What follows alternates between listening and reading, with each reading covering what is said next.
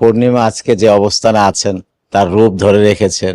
তিনি এখনো মঞ্চ কাঁপান। তিনি যা কাজ করে গেছেন মৌসুমীর কাছে সেরা। শাবনূরের জায়গায় তো অবশ্যই সেরা। শাবনূর অপ্রতিদ্বন্দ্বী। ওর শরীরের প্রতিটা অঙ্গ কথা বল, ওর সঙ্গে কারো মিলানো যাবে না। শাবানার পর শাবনূর। শাবনূর, পূর্ণিমা, মৌসুমী, যদি র্যাঙ্কিং করতে বলা হয় আপনার কাছে কে এগিয়ে থাকবেন? না, তিনজনেই তো যার যার অবস্থানে সেরা।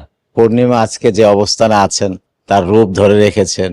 তিনি এখনো মঞ্চ কাঁপান, মানুষকে হাসাতে পারেন। তিনি বিজ্ঞাপন করে যাচ্ছেন, বহু কাজ করে যাচ্ছেন। পূর্ণিমা তো সেরা তার কাছে। মৌসুমী, তিনি যা কাজ করে গেছেন মৌসুমীর কাছে সেরা। শাবনূরের জায়গায় তো অবশ্যই সেরা।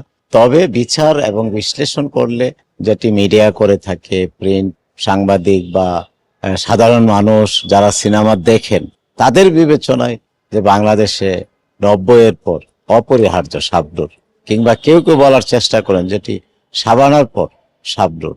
এটি তৎসময় চিত্রালী, ওই সময়কালের যে ছায়াছন্দ কিংবা বিভিন্ন পত্রিকা এগুলা ফলাও করে লিখতেন।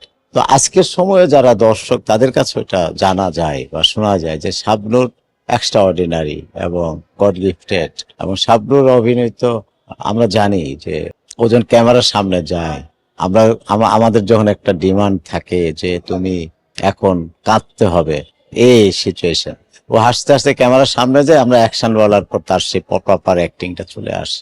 সে যখন দুষ্টমি এগুলা করে, চোখ নাড়া করে, চুলে ফিতা বাঁধে, পেয়ারা গাছে ঝুলে, কিংবা ছাগল ভেড়া নিয়ে দৌড়ায়, ওখানে আরেকটা শাবনূরকে দেখতে হবে, যেটা আনন্দ অশ্রুতে সিরিয়াস অ্যাক্টিং এর মধ্যে, কিংবা প্যান্ট শার্ট পরা গার্মেন্টস এর মালিক একটা শাবনূর মনে হচ্ছে ও বুঝে এটাই করে থাকে। শাবনূর অপ্রতিদ্বন্দ্বী।